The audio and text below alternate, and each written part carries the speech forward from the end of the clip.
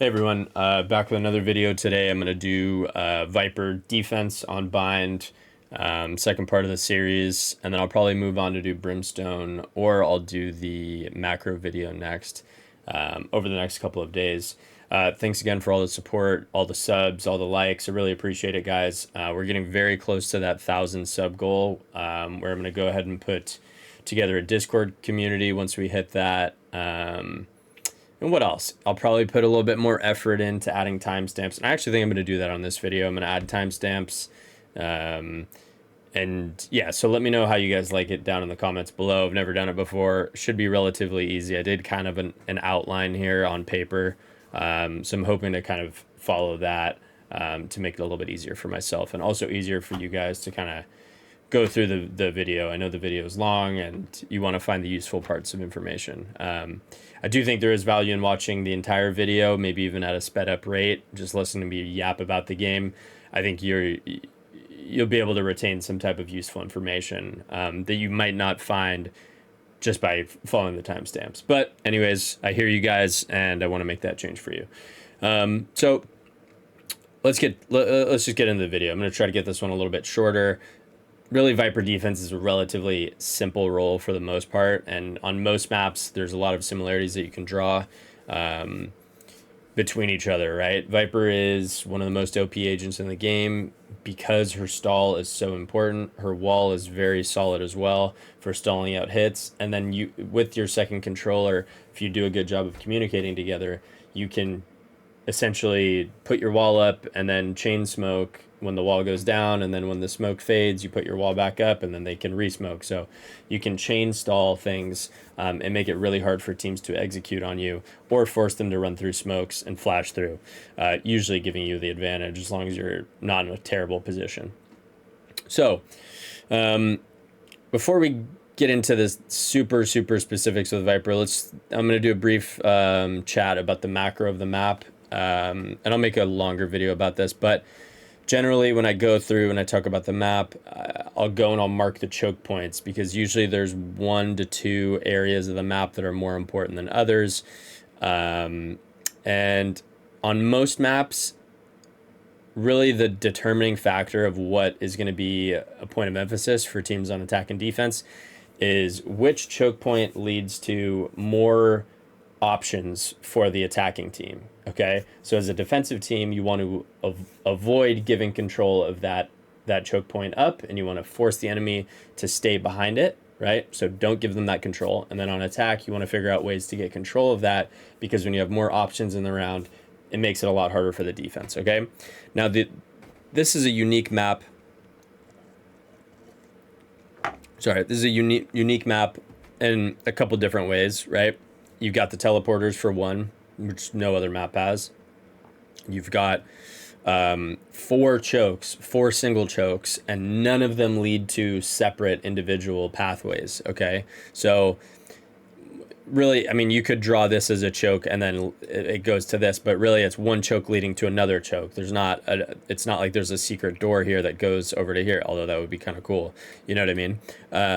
So this choke here leads to this choke, which leads to this choke. So it's 1 to 1 to 1. This choke here leads to this choke, which is 1 to 1.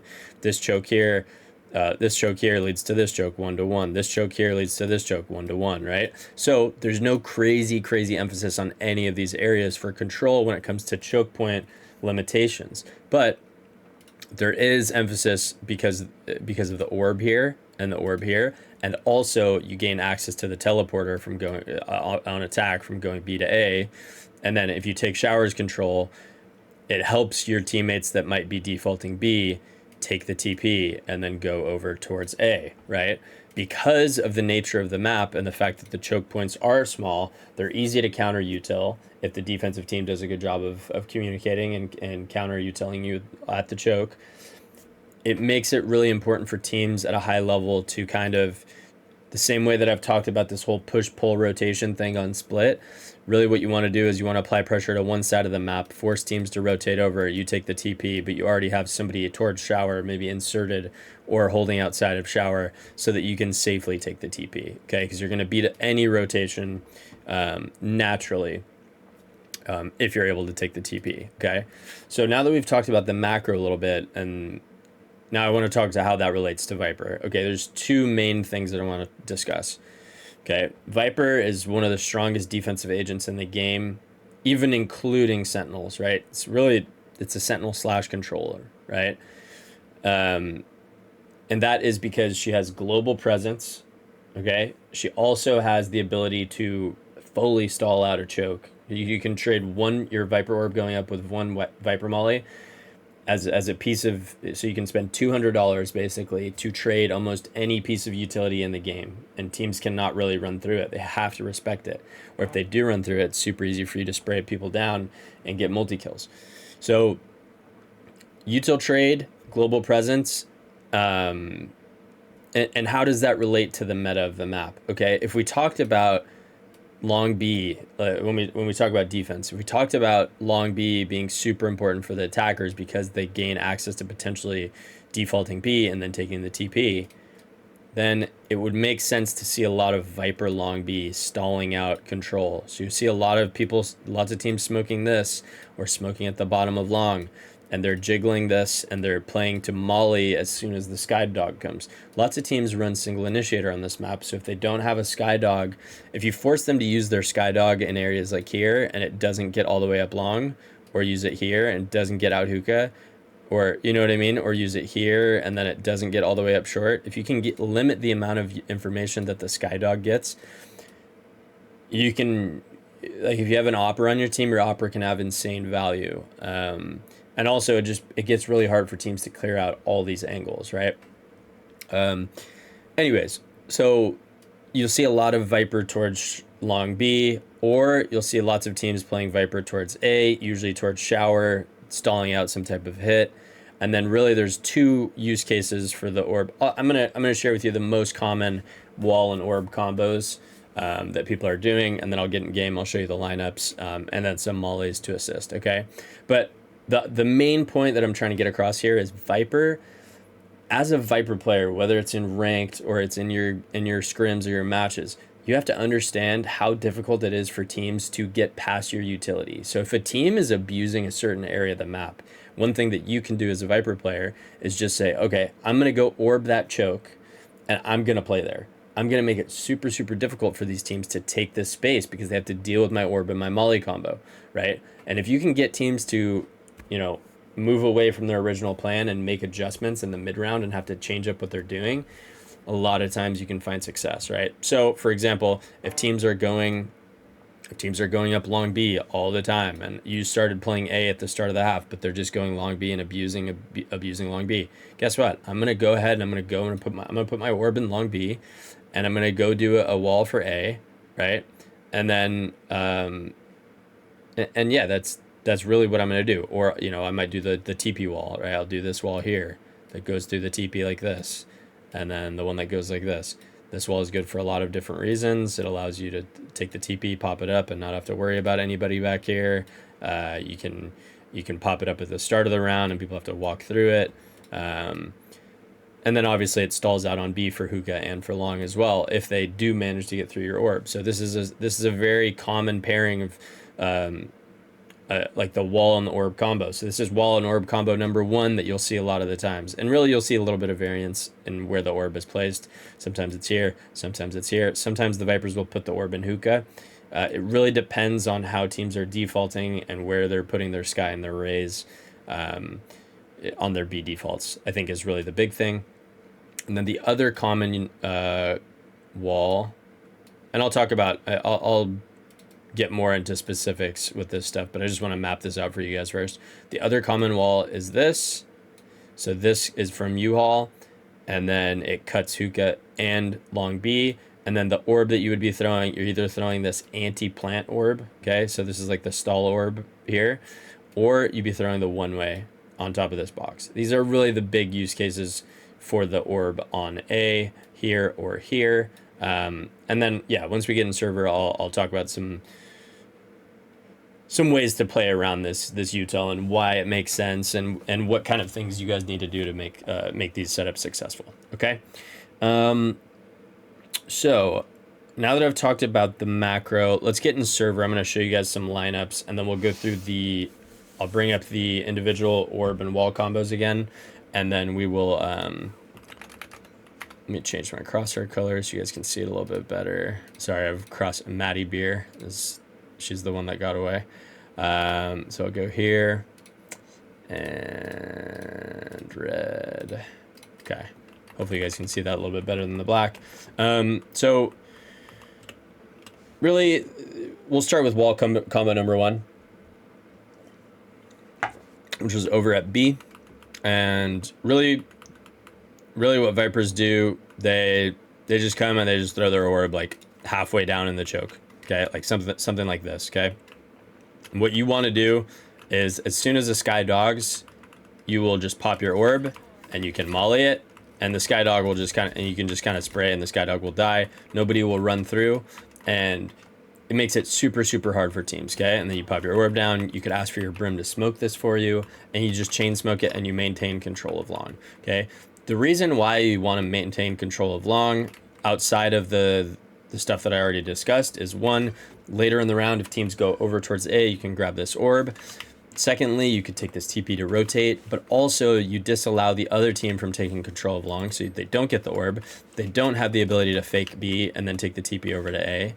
And also, if you hold on to long control and you stay here as a solo player, oftentimes teams will go back towards A and they'll take the TP, and then they'll go back out hookah. And then obviously if you come and you play the drop, it can be really, really strong for you, especially if you have your wall. If you have your wall still and you have one more molly, and you molly this late round, right, and they have to jump out into your molly, it's very easy for you to get kills. Okay, so this is the orb that a lot of teams are throwing. Some people throw it tighter, some people throw it longer. It's honestly just a matter of preference. Generally, I kind of like somewhere in this area, because what it allows you to do is you can kind of pop it and refight long. So you could like raise nade. You could like, let's say you have your brim smoke here, or your viper wall, and then you go and you throw a nade here, and you throw a molly with the nade into the orb, and then you have a sky flash and you pop your orb up. Like, you can isolate all these fights for yourselves, right? Now, the wall that people are throwing paired with this is, so you go in here. Oh no, sorry. You go here on this corner, and there's 3 little dots here. Let me see if I can zoom in here. 1, 2, 3. Okay. So what I do is, the green circle of my wall, I'll put in that 3rd dot. Okay. Let me show you guys again. So I'll put the green circle right in this 3rd dot. So boom. Okay. And if I pop the wall, it will cover hookah. It gives you a little pocket to play in if you want to be a rat, you know, let's say you're low by. Lots of teams will, if you see this wall, it's very good for you to spam this as attack. It full covers the crosshair long. And sometimes you can rat in this corner as well if you wanted to. Lots of teams that run chamber will play here. And what this wall does is, let me just pop it again, take the TP, and it just pops up so you can take the TP. There's a little bit of a gap here. But either way, you don't have to worry about like this deep guy, right? So that is one use case for the wall. And generally with that, you want to play it a little bit more for showers control on A, okay? Because you want to be able to fight with this wall. You want to be able to take the TP to trap people in showers and not have to worry about your back, okay? So that's wall combo number 1. And let me go ahead, before I go to wall combo number 2, let me show you guys some cross map mollies that I think are very, very strong. So if you go here, let's see. So here's one. So basically the corner of this building, the top left-hand corner above your molly, throw that there. And that will be like for the plant, okay? And you could pair that with another molly right here. So what I do here with this one, there's like a little nub that stands out there. And in between, like if the middle of my mouse, where my mouse wheel is, right here, the emblem, I put that basically right in the middle, like, or at the edge of the nub. So you shoot that, and then you shoot that. And for teams that decide that they want to go A quickly and just run up, you can throw these mollies together and they can't, you know, they take damage if they run through, but also it makes it really, really easy for your players like playing here to play for spam. Like they know this molly's landing, they can spam this if they're smoked here. They can spam this. The rays can nade here, right? The rays can nade with the molly, right? And it limits their options, right? So that's one good pairing. And then I had another one from Safer, right? So from Backsight. So again here, I think it's the top left again. It might actually be this little one right here. Let's see. Let me throw both. That's the problem with doing these videos is like it's been so long since I've thrown these. This is actually the second one. So the second one, I think that was the higher one. Yeah. So again here, this corner of the building, top left corner there, and then let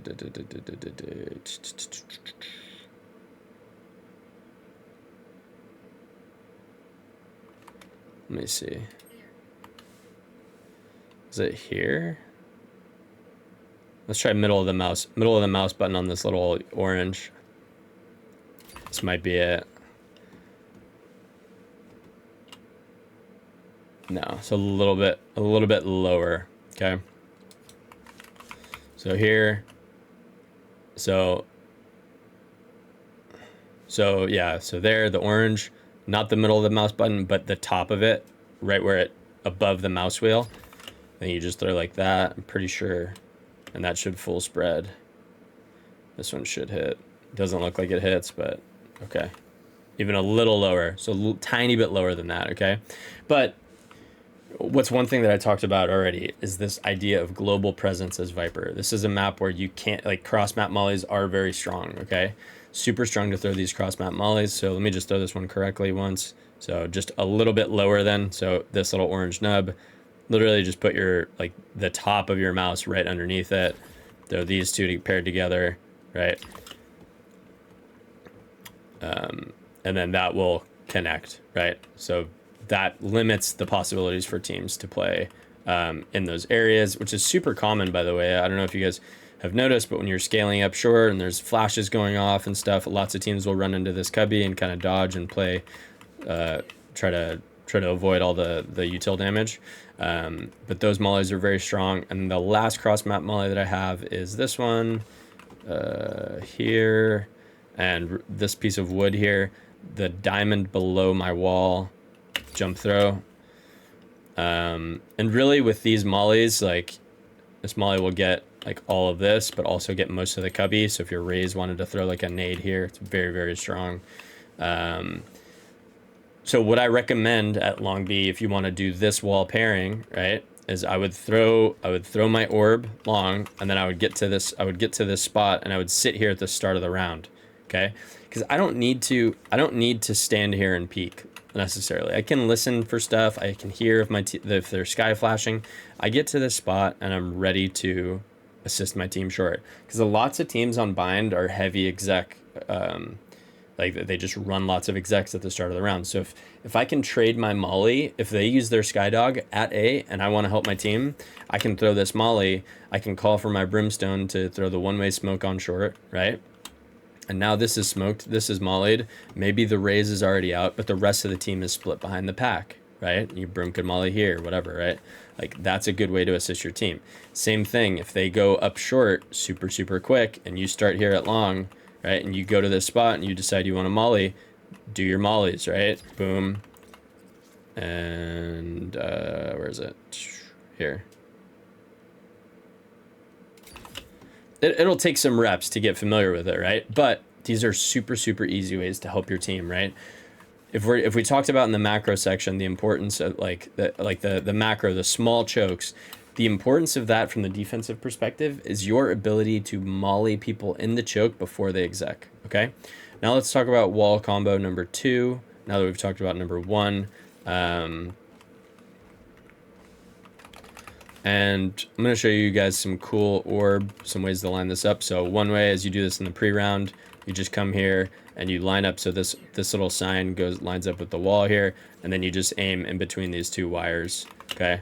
And that'll land basically right at the barrier right here. So that's one way. And then the wall that you would do is you would run into U-wall here,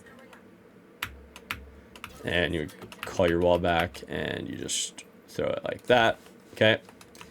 And so you could pop this one way up. This is what it looks like. Super annoying for teams. Can't see anything. You know, you could play here if you wanted to. Teams will sky flash through this, so you got to be careful. And then, you know, as it goes down, you could molly it, or you could ask your brim to re-smoke this. Okay. The other orb that I want to show you guys is this. So the lineup that I have for it is this corner right here, the squiggly, the white line for the HUD. I have it lined up right now. It goes right on the corner. Wait for the ping to leave right there. Okay. And that's how I throw it. Now, the reason why I have these lineups from deep is because with Viper, you don't want teams to know where you're playing. So you want it, like, even if I have this orb on A sometimes, I might still go play B. You know what I mean? Because I know that, what can I do now? If I have these anti-plant mollies, right, I can orb up, and I can go and I can shoot this. And my teammates can play from shower. And I know that the enemy team cannot plant the spike because they're in an orb and a molly, right? My players over here in shower can now spam deeper here, here, and here, right? They don't have to worry about getting traded, especially if they're using phantoms, right? So that's one really strong use case for the orb here.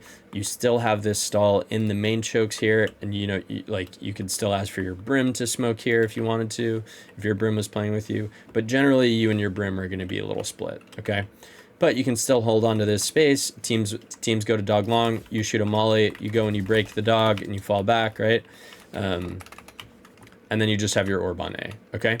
The other thing that's super important with these walls for Viper is the fact that is the necessity for you to stay alive. You need to do a good job of staying alive in the round because your wall and your orb are super important in retake.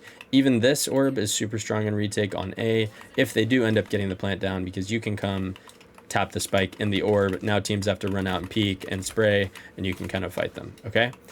So these are the main, these two orbs with this wall is the other combo here, okay? Now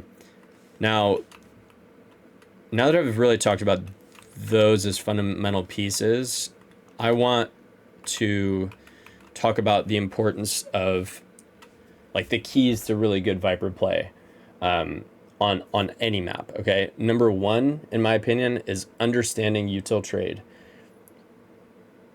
Looking at the enemy comp and seeing, okay, what pieces of utility do they have that are super valuable to them that I could trade my orb and molly or my wall and molly for, right? So every time you hear that piece of utility being used, like, for example, on this map, it would be the Skydog. Every time a team Skydogs, you understand that you're trading your molly for it, right? Certain pieces of utility are going to be more valuable for other teams, right? Because single initiator comps, like initiator utility, is going to be super valuable. Double controller comps, smokes for the enemy team is probably not super valuable, right? So things of that nature, and like understanding that as a Viper player on defense is super important. What should I use my mollies? What am I comfortable using my mollies to trade for when it comes to util trade, right? So for me, the big thing is the Skydog, but also when a Brimstone uses 2 smokes on attack, I will trade. You just dump your stuff. You want to make it so that Brim only has 1 smoke for the execs if possible on this map, right? Because on A, it's kind of a nightmare. You need to smoke here, here, or you need to smoke here, here, you need to smoke here and here, right? On B, you have to smoke here and here, so it's kind of hard. So if you can understand when you should be trading your util for things, it makes defense a lot easier for you and the rest of your team, okay? The second most important thing, and you could argue this is maybe the first most important thing, is communication, okay? Being able, and this kind of goes hand in hand with map awareness, being able to communicate with your other controller player or your teammates on the other side of the map that you can assist them with your wall going up or your mollies going from site to site, right? Telling, constantly reminding your teams, yo, do you guys need wall? I can wall up, fall back, I'm walling up, okay, my gas is getting low. Okay, my wall's going down, right? Reminding them of that. When you're playing this like anti plant orb on A and your teammates are playing for shower and you've mollied from B to A. Yo guys, my molly's coming in. No need to, get ready to spam or like get ready to reload. You know what I mean? Like when the molly's here and the orb is up, they're probably not in it. They're like taking their time, right? So what can you call for? You can ask your brim to re-smoke this for you guys so you can spam even more. Or, you can tell these teams to kind of just focus showers at the moment, right? Little things like that, and understanding, communicating when your gas is going up, communicating with your other controller player that you want to chain your util to stall the enemy team, right? So if we do this one way here, communicating with your brimstone, yo, my gas is down in 5, can you re-smoke? Okay, so when your gas bar gets to about right here, yo, brim, can you re-smoke? Or even saying it here is, the more time you give, the better, right? Because the smoke comes up, you instantly drop your orb, you start regaining your gas, and then once the smoke fades, you can re-smoke it again for him, right? So things of that nature are super important on this map, and all of those involve communication, okay? But I understand in ranked, communication is not the easiest. So my solution for you guys there is, wherever teams are defaulting or whichever site they're hitting more often, take your orb and put it on that site. Whether it's long B, you put it in, you put it here if teams are going long B. If they're going hookah, you put it here. If teams are going shower, I recommend you play this orb. You do this orb here, or you could throw this one way. So I just aim at like this, I think it's right there. You can play this one way, and you can play back triple. It's not super, super great, but it's decent. But I actually think like playing with this orb and then playing this, start a round. If you hear a sky flash and a satchel, you molly this and you fight the raise, right? Things of that nature can be really, really strong. I love saying that, things of that nature. I don't know why. It's like my default, like action figure pull string phrase. But yeah, don't be afraid to move where your team feels weak or where the enemy team is hitting often, right? That is something that you guys can do in ranked. All right. Anyways, that's pretty much it for this video. Okay, there are definitely more advanced things, but from a starting point, I think this is a good baseline for you guys. Try using these 2 wall combos. Try to have some type of focus on communicating with your Brimstone or your Omen player or your Astra or whoever about chaining your utility, and then really try to focus on understanding what I can trade my mollies for. Can I stop them from coming out of this choke? If I can do that with a molly and they've used a decent amount of utility, I'm going to do it every single time, because I want, in this game, if you make teams deviate away from their original plan, usually they don't come up with a good second plan, and they're more likely to make mistakes. Okay. If you guys have any questions or again have any suggestions, please drop them down in the comments. We're almost at 1,000 subs. I appreciate you guys sharing my channel with your friends. And yeah, I appreciate all the love. Thank you so much for that. If you guys aren't subbed already, please go ahead and hit that subscribe button. I don't push out a video every single day, but I try to do 3 to 4 to 5 a week. It just really depends on how busy I am and what I have going on in IRL. But yeah, hopefully, we get to that 1,000 subscriber mark and I'm able to get that Discord server going. But anyways, thank you guys so much for watching. I will see you in the next one. I hope you all have a wonderful day. Bye.